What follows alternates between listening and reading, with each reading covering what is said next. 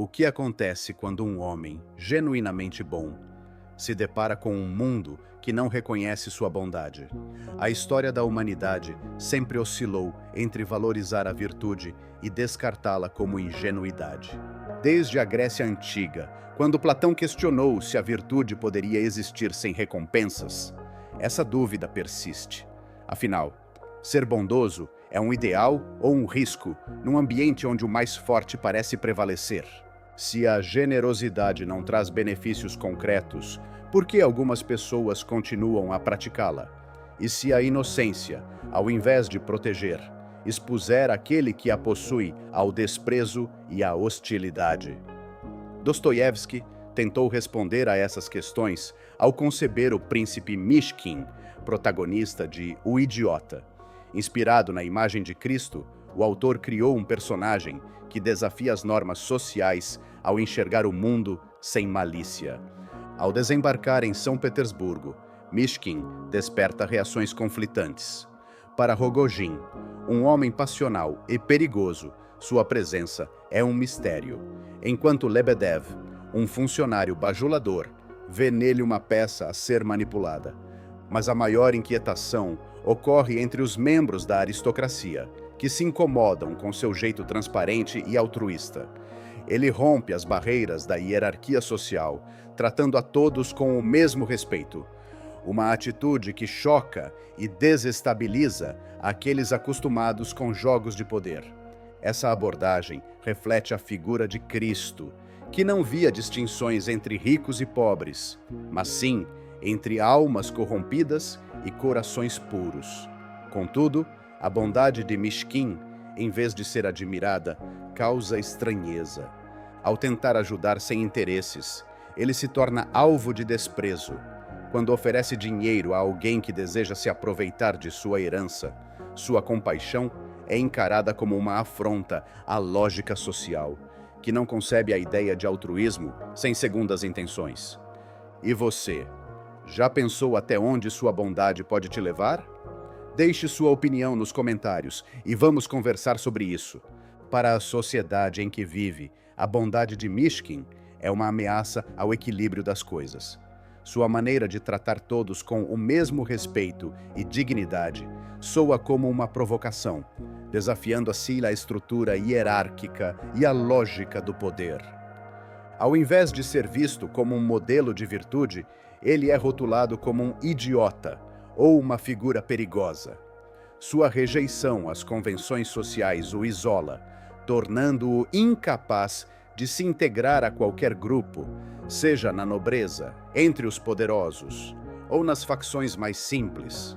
Sua bondade, por exemplo, em relação a Anastasia Filipovna, não é compreendida pelos jovens mais pragmáticos, que a enxergam como uma tolice ingênua. Ele age movido por um desejo sincero de ajudar, mas sua pureza é algo desconcertante em um mundo que recompensa a esperteza e a crueldade. A ideia de ser bom em meio ao caos de uma sociedade que despreza a virtude parece absurda, quase um ato de rebeldia silenciosa. E Nastácia, marcada por traumas profundos, é vista por outros como um obstáculo, alguém que só serve para manipulação ou para tirar vantagem. Mishkin, constantemente subestimado, se vê preso na solidão do idealismo. Ele continua a acreditar em sua missão, mas a cada tentativa frustrada, a incerteza cresce. Sua visão sobre o mundo, inicialmente firme, começa a vacilar. Ele se vê questionando: valeu a pena? Sua jornada se torna a de um homem que, ao ser persistente na bondade, questiona o valor de suas ações diante de uma sociedade implacável. Ele se torna a encarnação da dúvida, com a solidão como seu único consolo no final da história. Mas será que ele é apenas um sonhador, alguém que se nega a ver as duras realidades da vida? Ou será que ele representa um ideal corajoso que não se rende às pressões da vida moderna?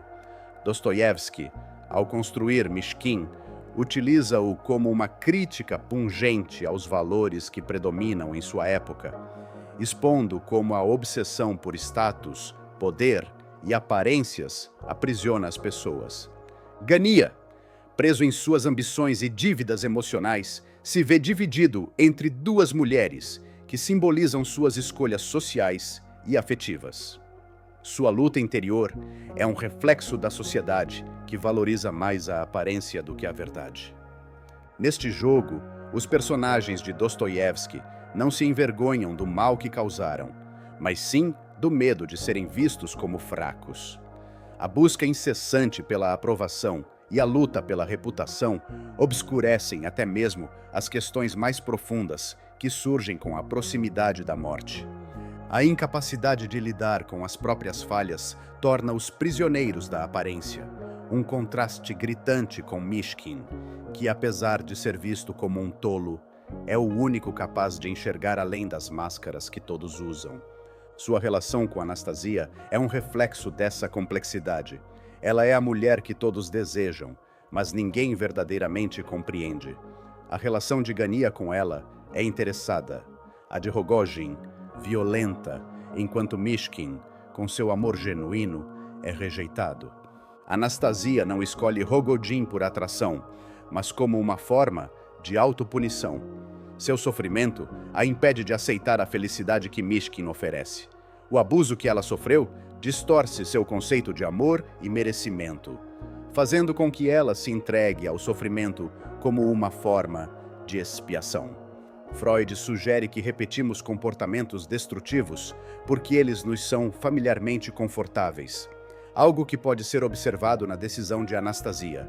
Ela confunde crueldade com inevitabilidade, acreditando que sua dor é algo com o qual deve conviver. Dostoiévski não apenas denuncia a brutalidade humana, mas também a engenhosidade com que as pessoas causam sofrimento. A tragédia de Anastasia é a de uma mulher que, até pelos mais compassivos, é relegada à degradação. Apesar de Mishkin narrar a história de Marie, uma jovem rejeitada na Suíça, a quem ele ajudou, ninguém aplica a lição a Anastasia. Em vez disso, ela é condenada pela sociedade. No final, a bondade de Mishkin não apenas desafia as convenções da alta sociedade russa, mas revela também suas limitações. Sua dedicação altruísta traz tanto conforto quanto angústia, empurrando Anastasia para um destino trágico que ninguém parece ser capaz de evitar. Em O Idiota, Dostoiévski questiona até que ponto a bondade é viável em um mundo repleto de imperfeições. Ele explora a tensão entre o desejo de ser bom e a força da sociedade que força os indivíduos a se conformarem aos seus padrões. C.S. Lewis comentou que as pessoas frequentemente professam sentimentos nobres de forma abstrata, sem nunca aplicá-los na prática. Kierkegaard, por sua vez, ressaltou a tendência humana de comprometer nossos princípios quando pressionados pela maioria. Os membros da alta sociedade, embora admirem a humildade e o cristianismo de Mishkin, não estão dispostos a pagar o preço que isso exige. Para Dostoiévski, o cristianismo não deve ser apenas uma teoria ou um instrumento de poder, mas uma forma de vida real. O que ele critica não é o ateísmo, mas a corrupção da fé que deixou de promover o amor verdadeiro entre as pessoas. Mesmo aqueles que se consideram gentis são incapazes de compreender o valor de sua visão de mundo e acabam hostilizando Mishkin por ser um exemplo de cristianismo autêntico. Enquanto isso, o cristianismo dos outros é muitas vezes superficial, uma mera fachada que desaparece em momentos de dificuldade. Embora Dostoiévski sublinhe a importância da fé, ele não a apresenta como uma solução universal para todos os problemas. A verdadeira opressão não vem da ausência de fé, mas da corrupção da mesma, que se torna um vazio ritualista, desconectado do amor fraterno e genuíno. Às vezes, uma visão excessivamente positiva de nós mesmos nos impede de perceber a crueldade que infligimos aos outros. Por exemplo, alguém pode se sentir moralmente justificado a criticar os outros depois de fazer uma boa ação, como doar a uma causa. A crueldade, assim, é camuflada pela falsa sensação de virtude, permitindo que figuras como Aglaya e os outros desprezem Anastasia enquanto se consideram generosos e bondosos. Essa crueldade sutil nasce da estrutura social, que permite que as pessoas justifiquem suas falhas e brutalidades. Ela não decorre de uma distorção moral, mas do abandono de valores essenciais, cedendo aos ciúmes, às paixões e à necessidade de status. As escolhas são feitas de forma impulsiva, seguidas de uma calma temporária, sem arrependimentos. Para Dostoiévski, Rogojin é a personificação da natureza humana em seu estado mais selvagem, sem limites ou valores que freiem suas paixões. Mishkin, por outro lado, é um reflexo da bondade pura e do sacrifício, uma pequena chama de luz, como Cristo. No entanto, enquanto Cristo possuía a autoridade divina, Mishkin carece dessa autoridade. Assim, seus pequenos atos de santidade são frequentemente suprimidos pela crueldade esmagadora de outros. A filosofia política de Niccolò Machiavelli, especialmente em O Príncipe, defende a ideia de que os fins justificam os meios. Ele sugere que, em certas circunstâncias, um líder pode precisar adotar atos de brutalidade para alcançar seus objetivos, pois a indulgência e a gentileza podem levar a resultados ainda mais negativos. Esse pensamento não se limita ao governante, mas afeta toda a sociedade, tornando as consequências da crueldade algo que se espalha além dos indivíduos diretamente envolvidos. Se as ações de Rogozin fossem facilmente condenadas, seu comportamento no romance é quase completamente desastroso. Ele arruína intencionalmente o casamento de Anastasia com Gania, embora não a ame. Esse casamento teria melhorado seu status social e não era incomum que casais, com o tempo, aprendessem a se amar. Porém, em sua visão distorcida, Rogozin age movido por um impulso egoísta, uma força bruta que não conhece limites. Sua crueldade se manifesta de forma pura e destrutiva, refletindo a selvageria do mundo em que vive. Quando Mishkin chega à família Jepansin, uma união aristocrática e harmoniosa começa a ser desestabilizada pela sua bondade inabalável. Seu altruísmo cria tensão, especialmente com Aglaya, que se vê dividida entre o desejo de se unir a ele e a desaprovação de sua família. Ao contrário da sociedade que valoriza o pragmatismo, Mishkin representa uma pureza que põe em xeque as convenções, mas também expõe suas fragilidades. Aglaya, fascinada por sua sinceridade, acaba rejeitando-o por não compreender como sua moral poderia coexistir com o mundo real. Ela foge, se converte ao catolicismo e se distancia da família, tornando-se a última vítima de um sistema que não sabe lidar com a bondade genuína. Mishkin é um homem de princípios inabaláveis, e isso é tanto sua força quanto sua fraqueza. Sua bondade, em sua forma mais pura, é vista como uma ameaça aos outros, pois ela expõe a falsidade e a superficialidade das relações sociais que dominam a alta sociedade. Em sua relação com Aglaya, a dualidade de seus princípios se torna evidente.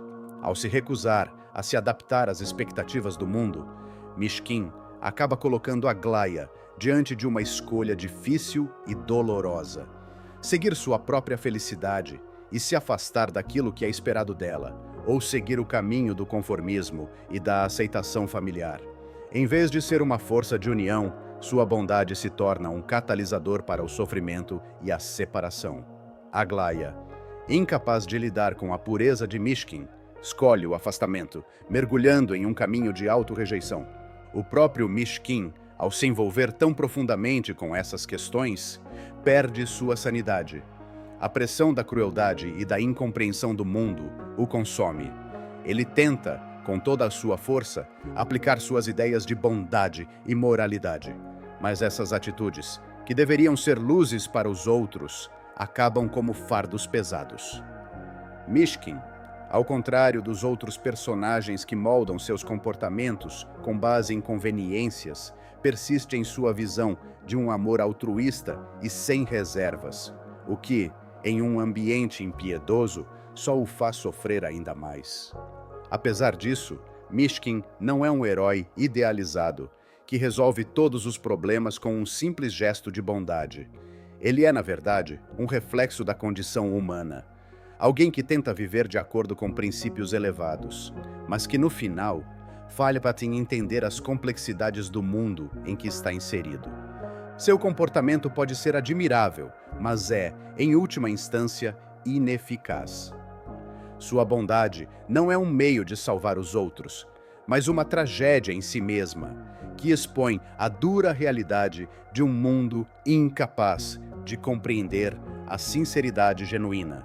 Em vez de ajudar, ele apenas intensifica os conflitos. Ele nunca consegue salvar Anastasia da autodestruição e, embora ame Aglaya, não pode oferecer a ela a felicidade que ela procura. A falta de pragmatismo de Mishkin leva à sua queda, e a ineficácia de sua bondade é um lembrete de que viver com altos princípios em um mundo corrupto pode ser mais uma maldição do que uma bênção. Dostoiévski, ao invés de construir um herói que resolve todos os problemas com sua bondade, constrói um personagem que luta, mas falha, ilustrando que a bondade pura pode ser uma força isoladora, até destrutiva, em uma sociedade que a vê como uma fraqueza. Em última análise, a questão que Dostoiévski nos coloca é simples, mas profunda. Como viver em um mundo onde as convenções e as aparências dominam, quando se tem a opção de ser genuíno e altruísta? E mais importante, vale a pena? Gostou dessa reflexão sobre o idiota e a complexidade da bondade em um mundo implacável? Se você também se questiona sobre como a moralidade e as escolhas impactam nossa vida, inscreva-se no canal e ative o sininho. Aqui vamos explorar muitas outras histórias que desafiam as normas e fazem a gente pensar. Não perca o próximo vídeo, onde vamos continuar nossa jornada pela literatura e filosofia. Até logo!